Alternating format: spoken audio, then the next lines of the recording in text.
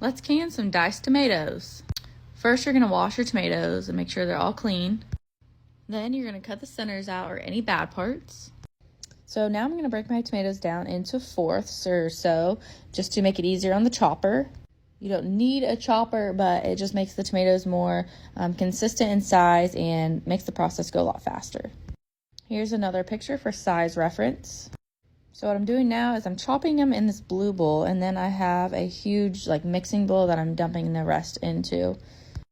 Here is my heaping pile. This is about 20 tomatoes, I'd say.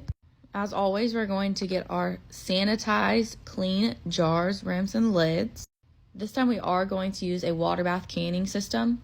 So if the content of your jars is cold, the water has to be cold in the water bath canner, and then you'll bring it to a boil with those cold jars in the pot. If the content of your jars is hot, you can put your hot jars into hot water in the water bath canner, if that makes sense. If you don't do this, there's a chance that your jars could break or crack, and you don't want that. So in other words, cold goes into cold and hot goes into hot. Now I'm going to use my canning spatula to just get any extra air bubbles out before I put my lids on. As always, I'm going to add some kosher salt or canning salt and some lemon juice for the citric acid to keep that bad bacteria from growing in my jars. This is about a half a teaspoon going into each jar in this video. You really don't need much. Once you are done adding everything you're going to be adding to your jars, you're going to get a paper towel that is wet with white vinegar. This is going to ensure that things are sanitary and you're going to get a clean and nice seal on your jars.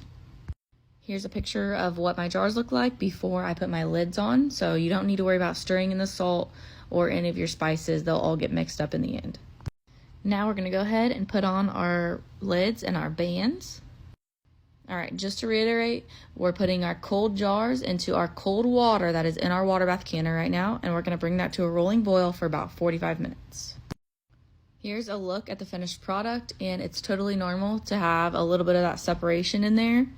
You can drain this off before you use that product, or when I make chili, I still just pour the whole jar in. Let me know if you guys have any questions. Happy canning, y'all!